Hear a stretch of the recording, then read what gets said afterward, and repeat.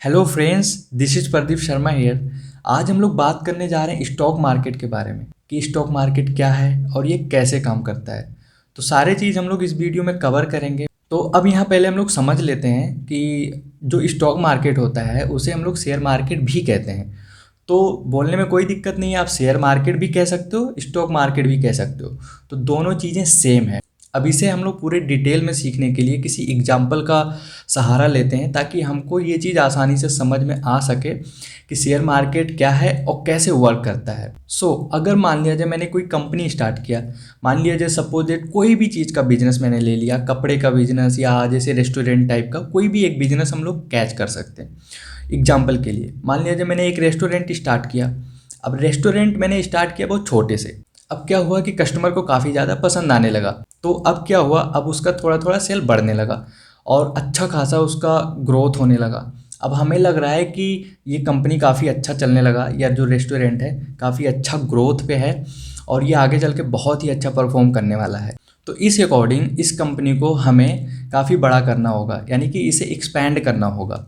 तो अब एक्सपैंड करने के लिए हमें और भी पैसों की ज़रूरत होती है और थोड़ा बहुत टीम की भी ज़रूरत पड़ेगी। ठीक है, कोई भी कंपनी आप लेते हो तो जाहिर सी बात है पैसों की ज़रूरत पड़ेगी अगर आप उस कंपनी को बड़ा करना चाहते हो।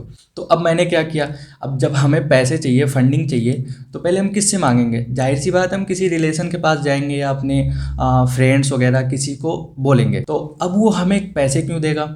चाहे वो फ्रेंड हो चाहे वो रिलेटिव हो, कोई किसी को ऐसे थोड़ी पैसे दे देता है कि ये पैसे हैं ये ले जाओ और फिर कुछ भी करो, चाहे डुबा दो, उससे नहीं मतलब है। ऐसे कोई नहीं देता। तो अब वो लोग क्या करेंगे, अब जो हमारी कंपनी है उसकी हिस्ट्री जानने की कोशिश करेंगे कि ये कंपनी क्या करती है और ये कितना ग्रोथ पे है, क्या क्या बहुत सारे पैरामीटर होते हैं कि कंपनी आगे चल के क्या कर सकती है। तो सारी चीज़ वो ध्यान में रख के फिर जाके वो हमें पैसे देंगे। तो ऐसे कोई नहीं पैसा दे देता। तो अब क्या होगा, जब वो हमें पैसे देंगे तो जाहिर सी बात है हमें भी कुछ उन्हें देना होगा। तो अब हम कंपनी का उन्हें कुछ हिस्सेदार बना देते हैं कि मान लिया जाए हमारा 10% का हम हिस्सा आपको दे देते हैं। जिस हिसाब से उन्होंने हमें पैसे दिए हैं 50%, 40%, जितने भी परसेंट के हिसाब से वो लोग हमें पैसे देते हैं, तो उस अकॉर्डिंग हम लोग उन्हें उसका पार्टनर बना देते हैं या फिर उतना जब भी हमारा प्रॉफिट लॉस होगा तो उन्हें बेयर करना होगा। अगर लॉस होगा तो भी उन्हें बेयर करना होगा, अगर प्रॉफिट होगा तो भी उन्हें प्रॉफिट होगा। अब क्या हुआ कि अब जो भी है हमें पैसे मिले, फिर हमने अपनी कंपनी में वो चीज़ लगाया और आगे जाके वो और भी अच्छे तरीके से ग्रो करने लगा। तो अब हमें क्या हो रहा है कि अब हमें लग रहा है भाई इसका फ्यूचर तो बहुत ही ब्राइट है, बहुत ही अच्छा काम कर रहा है। आगे चल के जाहिर सी बात है कि अगर इस तरीके से काम हो रहा है, लोग काफ़ी ज़्यादा पसंद कर रहे हैं और भी सारी चीज़ें, तो हमारा जो रेस्टोरेंट है काफ़ी ज़्यादा ग्रो हो सकता है। तो मान लिया जाए हम लोग चाहते हैं पूरी इंडिया में ये कंपनी फैल जाए। तो अब उस चीज़ के लिए हमें क्या करना होगा? जाहिर सी बात है बहुत सारे पैसों की ज़रूरत होती है। मान लीजिए 100 करोड़, 200 करोड़ ऐसे कुछ अगर हमें पैसों की ज़रूरत पड़ेगी तो जाहिर सी बात है कोई इतना कैपेबल तो है नहीं, या रिलेटिव में या कोई फ्रेंड सर्कल में कोई ऐसा तो है नहीं कि इतना करोड़ रुपए हमें दे सके। दूसरा ऑप्शन अब क्या बचता है? दूसरा ऑप्शन ये बचता है कि अब ये चीज़ हम लोग पैसे जो लेना है वो हम लोग पब्लिक से ले सकते हैं। अब यहाँ पे हम लोग समझते हैं पूरा गेम कि अब हम लोग पब्लिक से पैसे कैसे ले सकते हैं। तो अब यहाँ से स्टार्ट होता है स्टॉक मार्केट का खेल। तो अब हम लोग यहाँ समझने की कोशिश करते हैं थोड़ा सा। तो अब यहाँ पे सारा काम कैसे होगा? अब हमें क्या करना होगा, हमें अब स्टॉक एक्सचेंज के पास जाना पड़ेगा और वहाँ पे जाके हमें अपनी कंपनी लिस्टेड करानी होगी। और वो क्या करेंगे, हमारी कंपनी का जो शेयर हैं वो पब्लिक में बेचेंगे और उनसे जो पैसा होगा वो हमको देंगे।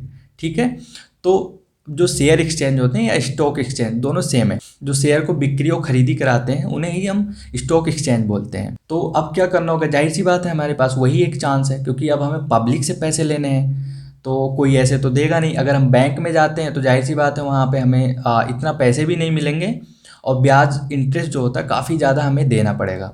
तो वहाँ भी लॉस ही है, कोई मतलब होगा नहीं। तो यही एक ऑप्शन बनता है कि हम अपनी कंपनी का शेयर किसी को दे दें और उनसे पैसे ले लें ताकि हम उनके पैसे अपनी कंपनी में यूज कर सकें और जो भी प्रॉफिट होता है उन्हें भी दिया जा सके और अपना भी कमाया जा सके। तो अब हम क्या करेंगे, अपनी कंपनी को स्टॉक एक्सचेंज पे लिस्ट करेंगे। तो अब हम यहाँ समझ लेते हैं स्टॉक एक्सचेंज के बारे में कि स्टॉक एक्सचेंज क्या है। अब मेनली जो बात किया जाता है कि इंडिया में दो सबसे बड़े स्टॉक एक्सचेंज है, एक बॉम्बे स्टॉक एक्सचेंज, एक नेशनल स्टॉक एक्सचेंज, जिसे हम लोग BSE बोलते हैं वो बॉम्बे स्टॉक एक्सचेंज है, और जिसे हम लोग NSE बोलते हैं वो नेशनल स्टॉक एक्सचेंज है। ठीक है, अब नेशनल स्टॉक एक्सचेंज में 1600 से अधिक कंपनियां लिस्टेड हैं, और BSE में बॉम्बे स्टॉक एक्सचेंज में 5000 से ज़्यादा अधिक कंपनियां लिस्टेड है इसमें। तो आपने NSE और BSE के बारे में सुना भी होगा। तो NSE BSE स्टॉक एक्सचेंज है, यानी किसी कंपनी का शेयर बेचती हैं, उनका जो पैसा होता है वो उन्हें दे देती हैं। सो इसी तरीके से स्टॉक एक्सचेंज का मेन रोल आता है इसमें। तो हम लोग स्टॉक एक्सचेंज के पास आए, और वहाँ पे जो भी क्राइटेरिया होता है, जो भी पैरामीटर होते हैं, हम लोग सारे चीज़ पूरा करने के बाद उसके बाद हम लोग अपनी कंपनी लिस्ट कराते हैं। वहाँ पे अब हम लोग को क्या करना है, मान लिया जाए हमारा जैसे कि 100 रुपये की कंपनी है। ठीक है, एक एग्जाम्पल ले रहे हैं, बड़ी कंपनी होती है तो ज़्यादा पैसे के होते हैं, लेकिन एक एग्जाम्पल ले रहे हैं हम लोग समझने के लिए। तो मान लिया जाए कि जैसे हमारे पास 100 शेयर, यानी कि 100% की जो कंपनी है 100 रुपये की, तो हमने एक शेयर उसे 2 रुपये का बना दिया।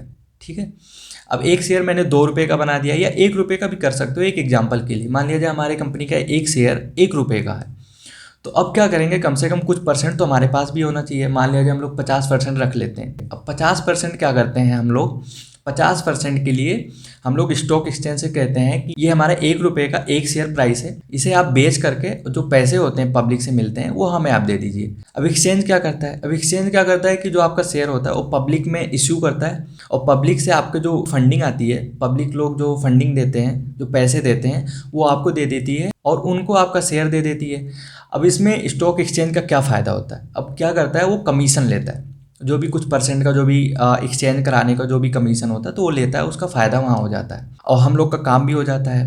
तो अब हम लोग यहाँ एक चीज़ और समझ लेते हैं कि जब भी हम लोग फर्स्ट टाइम कंपनी को लिस्ट कराने आते हैं तो उसे IPO बोलते हैं, इनिशियल पब्लिक ऑफरिंग जिसे कहते हैं। आप लोग IPO का नाम बहुत बार सुने होंगे कि इसका IPO आ रहा है, जोमेटो, पेटीएम, बहुत सारे अभी IPO आए भी हैं, तो आपने ये चीज़ बहुत सुना होगा कि IPO आ रहा है। तो इसी को ही IPO कहते हैं, कि जब भी फर्स्ट टाइम कोई भी कंपनी आती है और लिस्ट होती है स्टॉक एक्सचेंज पे, तो उसे हम लोग IPO कहते हैं। आई होप कि आपको ये समझ में आ गया होगा कि IPO क्या है। तो इसे ही हम लोग शेयर मार्केट कहते हैं, कि हमारा जो शेयर है जो कंपनी का, वो पब्लिक के पास गया और वहाँ से हमें पैसे मिल जाते हैं, तो इसे ही हम लोग टोटली शेयर मार्केट कहते हैं। चलो हम लोग इसे और कुछ समझते हैं, इसके बहुत सारे कुछ पार्ट होते हैं, उनको भी जानने की कोशिश करते हैं कि वो क्या क्या होते हैं और फिर कैसे कैसे काम आते हैं वो लोग। ठीक है, मार्केट के बारे में थोड़ा समझ लेते हैं कि मार्केट भी 2 तरीके से होते हैं, एक होता है प्राइमरी मार्केट, एक होता है सेकेंडरी मार्केट।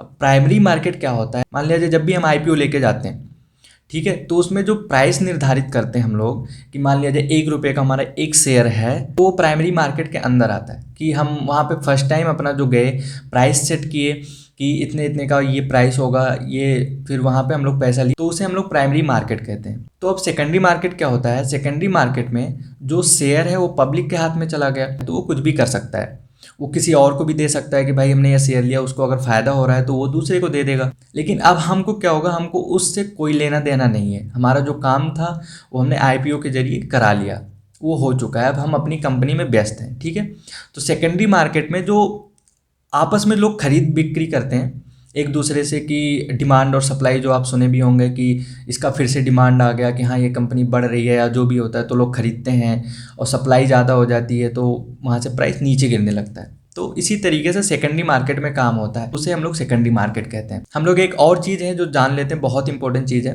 तो अब ये जो काम हो रहा है कि हम खरीद रहे हैं और वहाँ से शेयर आ रहा है, जो एक्सचेंज हो रहे हैं, तो सारी चीज़ को मेंटेन करने के लिए कि इसमें कोई गड़बड़ ना हो, कोई घपला ना हो, और भी सारी चीज़, कोई स्कैम ना हो सके, तो इसके लिए सेबी गठित किया गया है, जिसे हम लोग security and exchange board of India के नाम से जानते हैं। तो इसका ये फुल फॉर्म है सेबी का। तो ये सारे चीज़ों को मैनेज करता है कि कहाँ पे गड़बड़ हो रहा है, कहाँ पे गड़बड़ नहीं हो रहा है। तो इसका मेन काम ही यही है कि उसमें जो भी चीज़ें हो रही हैं उन चीज़ों में कोई बाधा ना हो, कोई घपला ना हो सके, तो इस चीज़ का काम ये सेबी करता है। तो हम लोगों ने यहाँ पे सीख लिया कि NSE में 1600 से अधिक कंपनियां हैं और BSE में 5000 से भी ज़्यादा कंपनियां लिस्टेड हैं। अब इस चीज़ को हम लोग कैसे पता करते हैं कि कंपनी कैसे परफॉर्म कर रही है, कैसे नहीं करती है, तो हम लोग को तो कुछ पता भी नहीं होगा। तो अब BSE और NSE क्या कर रखे हैं, तो NSE की तरफ से निफ्टी नाम का एक इंडेक्स है, जिसमें से वो लोग 50 मेन कंपनी लिस्ट करते हैं जो सबसे अच्छा काम कर रहे होते हैं, जो कंपनियां वैल्यूएशन में भी काफ़ी अच्छा है, बहुत सारी चीज़ें उसके पैरामीटर होते हैं। तो सारे सेक्टर को, जैसे फार्मा सेक्टर हो गया, ऑटो सेक्टर हो गया, बहुत सारे सेक्टर होते हैं, जैसे फाइनेंस सेक्टर हो गया, तो इन सारे सेक्टरों से जो अच्छी अच्छी कंपनियाँ होती हैं तो उनको निकाल करके इसमें 50 कंपनी रखे गए हैं। तो वो 50 कंपनी के आधार पे ही हम लोग पता करते हैं कि मार्केट में क्या चल रहा है, मार्केट ऊपर जा रहा है कि नीचे जा रहा है। तो वो 50 कंपनी के अकॉर्डिंग ही हम लोग पता कर पाते हैं कि 1600 से जो अधिक कंपनियां वो कैसे कर रही होंगी। सेम इसी तरीके से बीएससी ने भी सेंसेक्स नाम का एक इंडेक्स उनके तरफ से है जिसमें 30 कंपनियां लिस्टेड है, जो ये बताते रहते हैं कि सारी कंपनियां कैसे परफॉर्म कर रही हैं। तो एक हम लोग एवरेज निकालते हैं कि जैसे मान लिया जाए इसमें 30 कंपनियां हैं, तो अगर अच्छा परफॉर्म करेंगी तो जाहिर सी बात है सारा कंपनियां अच्छा परफॉर्म कर रही हैं उसके पीछे के। इसी तरीके से निफ्टी में भी होता है कि अगर 50 कंपनियां अच्छा काम करती हैं तो इससे ये पता चलता है कि मार्केट का मूड अच्छा है। तो अब मुझे लग रहा है कि आपको स्टॉक मार्केट पूरा समझ में आ गया होगा, क्योंकि मैंने बहुत ही आसानी से समझाने की कोशिश किया है एक एग्जाम्पल के साथ। तो अब क्या करना है, मान लिया जाए कि भाई हर कोई चाहता है कि हम स्टॉक मार्केट में इन्वेस्ट करें, हम भी अच्छा पैसा कमाएं। तो इस चीज़ के लिए अब हमें क्या करना होगा। अब मान लिया जाए कि हमें शेयर खरीदना है किसी भी कंपनी का, तो हम लोग ऐसा तो है नहीं कि हम लोग मुंबई जाएंगे बॉम्बे स्टॉक एक्सचेंज के पास या नेशनल स्टॉक एक्सचेंज के पास, वहाँ जाके हम लोग शेयर खरीदेंगे। अब ऐसा तो है नहीं। तो अब इस चीज़ को पूरा कराने के लिए अब बीच में जो एक मेन रोल और आता है जिसे हम लोग ब्रोकर कहते हैं।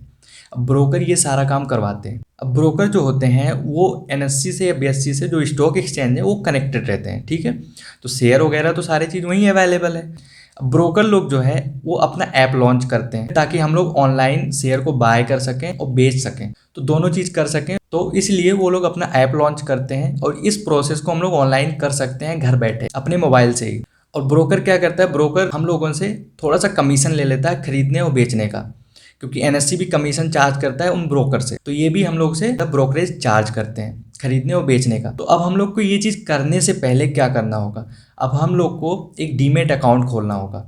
डीमेट अकाउंट खोलने के बाद ही ये प्रोसेस हम लोग कर सकते हैं, किसी भी कंपनी का शेयर खरीद सकते हैं और बेच सकते हैं। तो इस चीज़ को करने के लिए हम लोग को कुछ केवाईसी की ज़रूरत होती है, जैसे आधार कार्ड, पैन कार्ड और भी कुछ चीज़ें होती हैं। तो इस चीज़ को हम लोग केवाईसी के ज़रिए पूरा करते हैं ताकि हम लोग का एक डीमेट अकाउंट खुल सके और हम लोग अपना इन्वेस्टमेंट उसमें स्टोर कर सकें, या जो ट्रेडिंग है कि खरीदने बेचने का काम हम लोग उसमें आसानी से कर सकें। तो जो इंडिया के जो लीडिंग ब्रोकर हैं, तो मैंने उन सब के लिंक नीचे डिस्क्रिप्शन में मैंने डाल दिया, तो आप वहाँ जाके अपना अकाउंट खोल सकते हैं और अपना जो ट्रेडिंग जर्नी है, इन्वेस्टमेंट की जर्नी आप स्टार्ट कर सकते हैं। आई होप कि आपको ये पूरा वीडियो समझ में आ गया होगा, क्योंकि मैंने बहुत ही आसान तरीके से समझाने की कोशिश किया है। अगर आपको वीडियो पसंद आता है, इस तरीके का नॉलेज पसंद आता है, तो लाइक करें, शेयर करें, सब्सक्राइब करें, कमेंट जरूर करिए। और कोई डाउट हो, कुछ क्वेश्चन हो तो ज़रूर पूछिए नीचे कमेंट में, मैं रिप्लाई उसे ज़रूर करूँगा। सो आज के लिए बस इतना ही। सो तब तक के लिए follow the trend and make your trade easy with 10G। Thanks for watching this video. Bye bye, मिलते हैं नेक्स्ट वीडियो में।